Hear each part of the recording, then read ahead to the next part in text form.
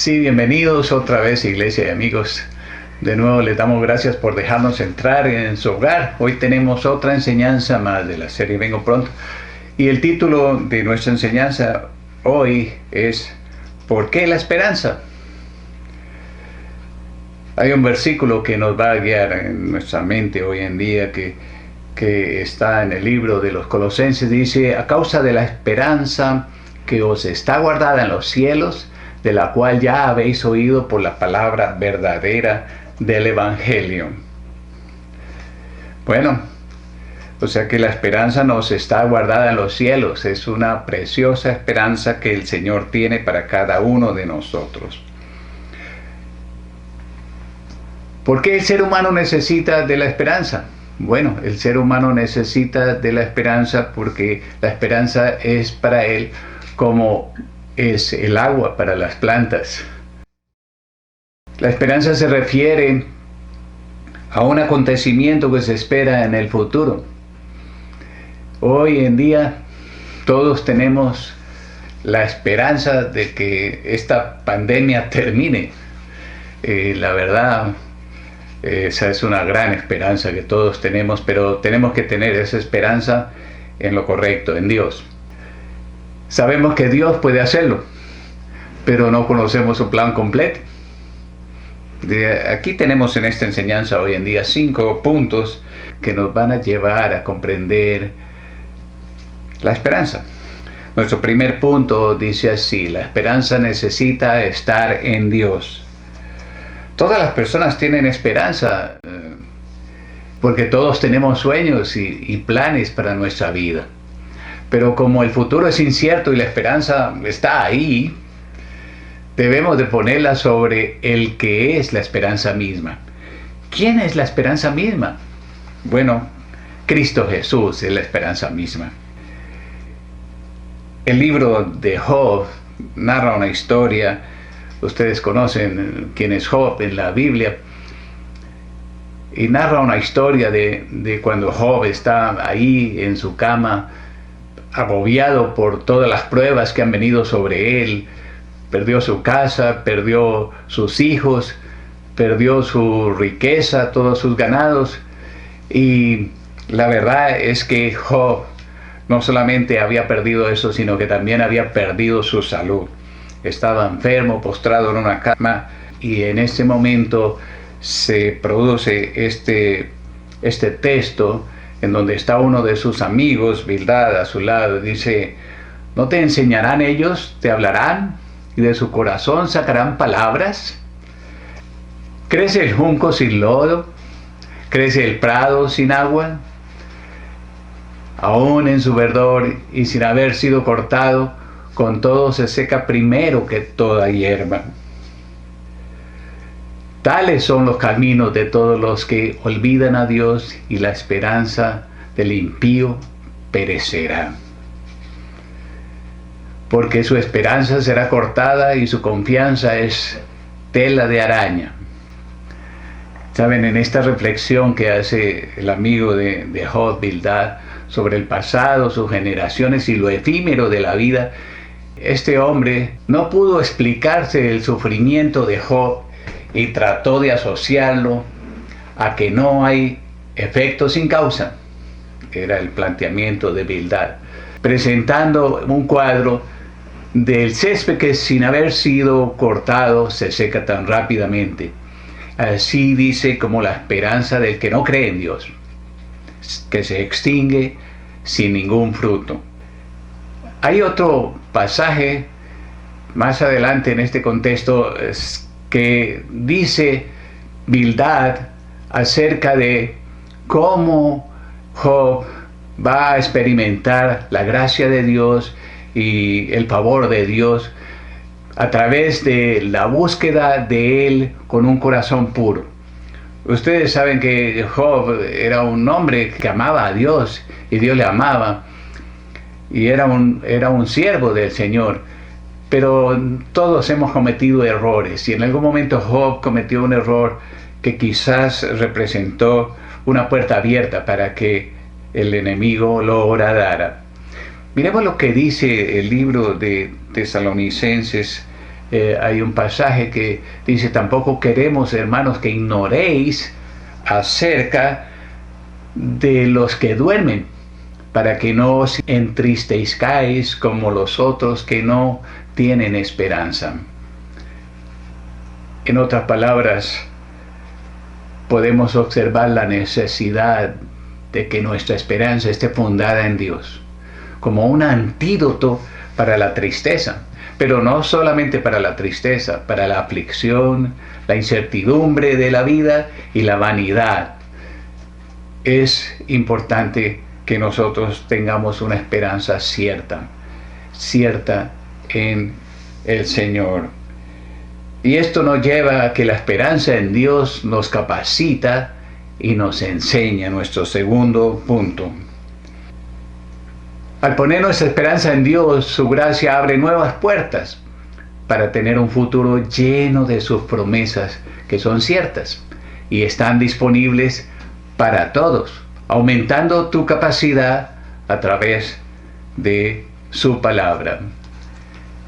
Observemos lo que dice por allá el libro de Romanos. Dice: Él creyó en esperanza contra esperanza para llegar a ser padre de muchas gentes, conforme a lo que se le había dicho: así será tu descendencia.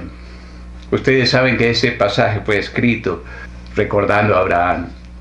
Abraham es el padre de la fe. Su historia nos muestra cómo lo que Dios promete lo cumple. Para Abraham, no solo tuvo que creer en lo imposible, pues tuvieron que pasar 24 años para el cumplimiento de la promesa. ¿Dónde estaba la esperanza de Abraham? Es la pregunta hoy en día. Obviamente la esperanza de Abraham estaba en Dios. Y fue firme durante todos esos 24 años, fue más firme que su esposa, quien lo llevó a cometer un pequeño desliz que dividiría el mundo. ¿Cómo fue capacitado para desarrollar esa fe Abraham? ¿Qué aprendió en estos 24 años que él estuvo esperando por ese hijo de la promesa? El libro de los Romanos dice: y la esperanza no avergüenza, porque el amor de Dios ha sido derramado en nuestros corazones por el Espíritu Santo que nos fue dado. Cuando tú sabes que esperas en lo seguro, tú no te sientes intimidado por las ideas de otros, porque conoces al que prometió. Si Dios en sus promesas dice que te cuidará, Él lo hará, porque Él nunca ha faltado a sus promesas. Nuestra esperanza está sellada, pero recuerda, vas a aprender en el camino. No sabes cuán largo o cuán corto será el camino, pero vas a aprender en el camino. En estos tiempos que no sabemos exactamente cuánto tiempo tendremos que estar más recluidos o aislados o separados, y en donde la verdad no fuimos creados para estar aislados, fuimos creados para estar en familia, para compartir con otros. Y esta es la mayor dificultad que experimentamos hoy en día. Quizás los que están pasando por el sufrimiento de haber perdido un ser querido, no podemos ni entender lo que están pasando. Pero siempre hay una esperanza. Siempre hay una esperanza. El libro de los Romanos dice: porque en esperanza fuimos salvos. Pero la esperanza que se ve no es esperanza, porque lo que alguno ve, ¿a qué esperarlo? Lo maravilloso de caminar con Jesús es que Él va realizando tus sueños. Y lo que en un momento tú esperaste, cuando lo pusiste en sus manos, se realizó. Y esto confirma la esperanza de vivir con Él en su reino eterno. Es la confirmación que Él ha venido haciendo, milagro tras milagro que ha ocurrido en tu vida. O sea que la esperanza de la eternidad con Él no es algo probable, sino es algo certificado por todas sus promesas cumplidas. Y esto nos lleva a nuestro tercer punto de esta enseñanza. Dice, la esperanza nos limpia y nos anima. ¿Quién de nosotros no trabaja con más esfuerzo y entusiasmo cuando su empleador le promete promoverlo y aumentarle el sueldo? ¿Cuánto más nosotros tenemos que buscar la pureza y el denuedo divino? Observemos lo que dice la Biblia, dice, y todo aquel que tiene esta esperanza, en él se purifica a sí mismo, así como él es puro.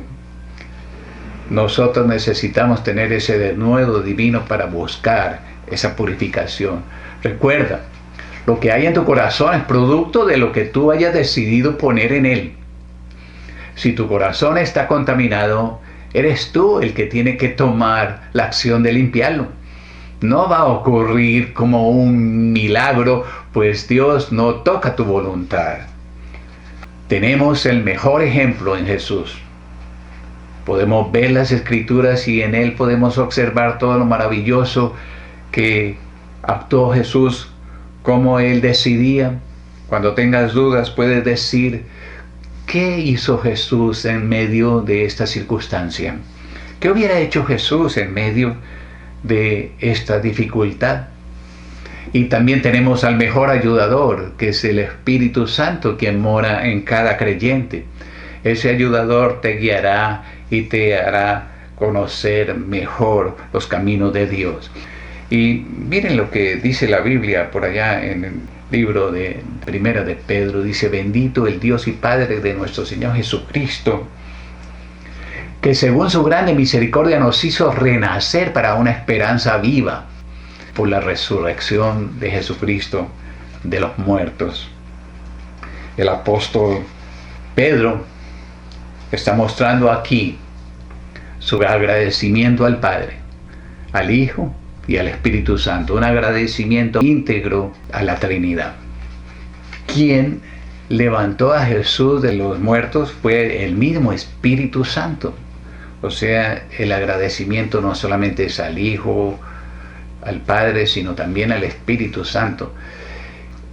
Está involucrada, ahí en este pasaje nos muestra el apóstol Pedro que está involucrada toda la Trinidad en darnos esa esperanza viva, que es la que alimenta nuestro día y produce vida en nosotros, apartándonos del pecado. El apóstol Pablo en su carta a Tito dejó registrado este pasaje, dice, aguardando la esperanza bienaventurada y la manifestación gloriosa de nuestro gran Dios y Salvador Jesucristo. Esa es la esperanza del creyente. No tenemos nuestra esperanza fundamentada en nada de lo que está aquí. No debemos. El apóstol Pablo nos muestra que el principal objetivo de nuestra vida aquí no es acumular riqueza, no es buscar poder, no es la fama, no es la fortuna, no es tantas cosas que el mundo ofrece.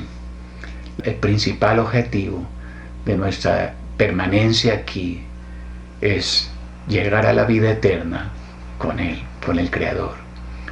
Todas esas esperanzas del mundo fallarán, pero la esperanza acompañada de bendiciones increíbles y certificadas por la gracia y la gloria de nuestro Salvador serán permanentes.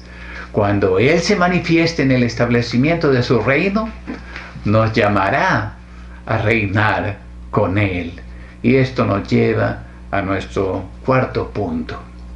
La esperanza nos fortalece en la dificultad.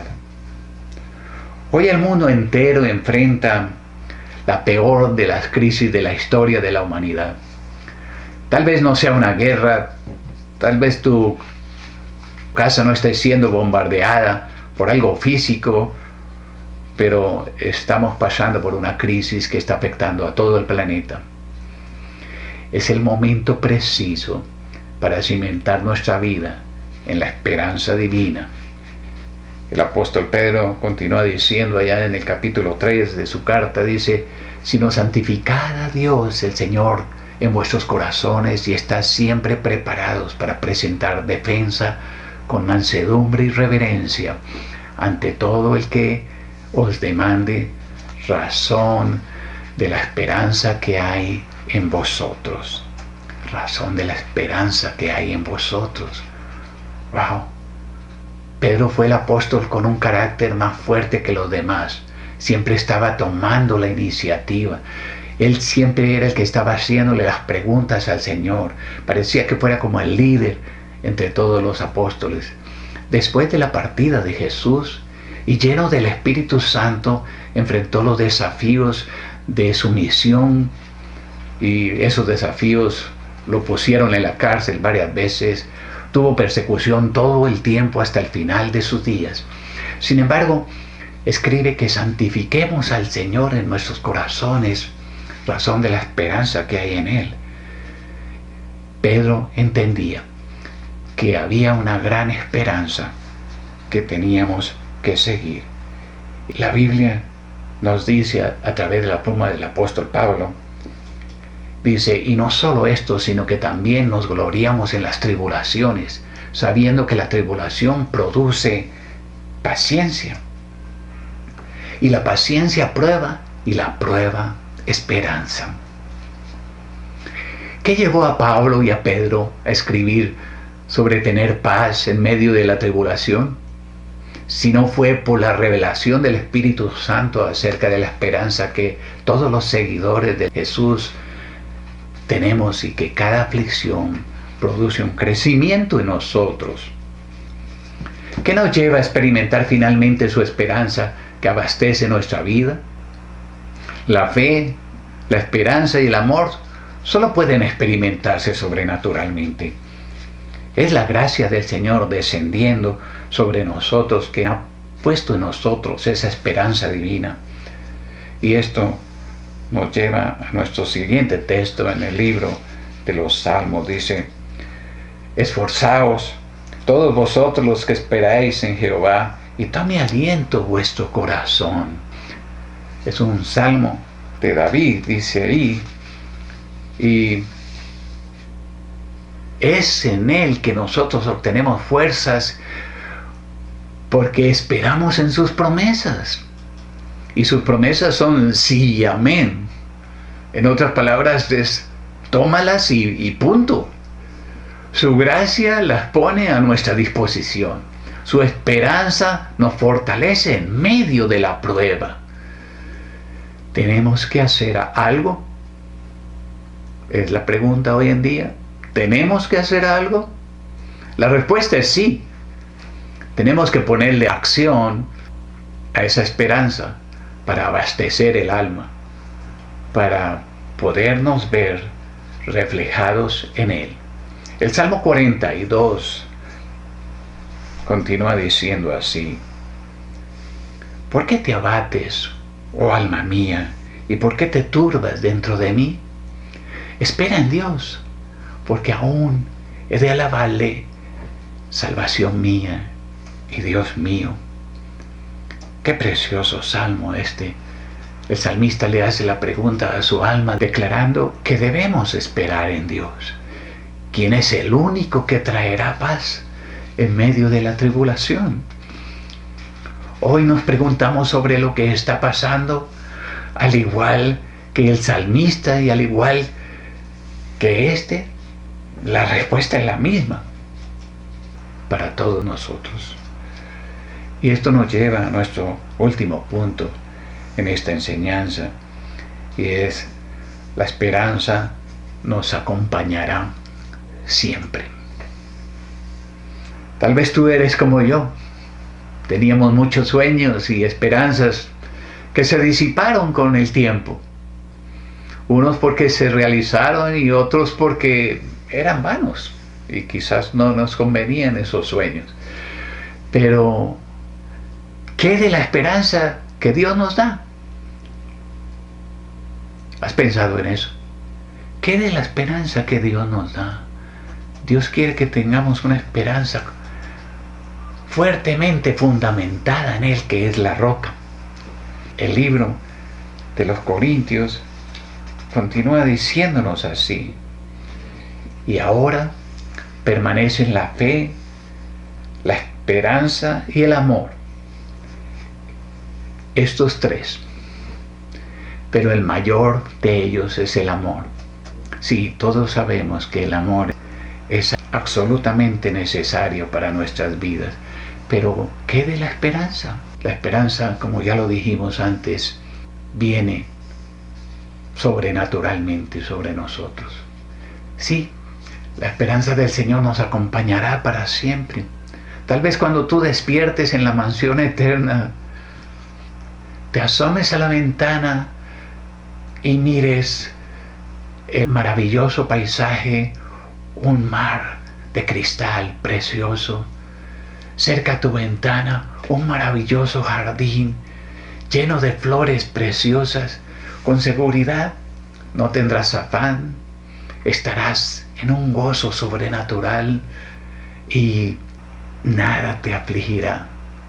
Tu jardín llenará tu alma, todo será perfecto, todo aparentemente estará completo, pero quizás en ese momento tú pienses, probablemente hoy me encuentre cara a cara con mi Señor cuando salga a disfrutar de todo lo que Él ha puesto aquí en este lugar.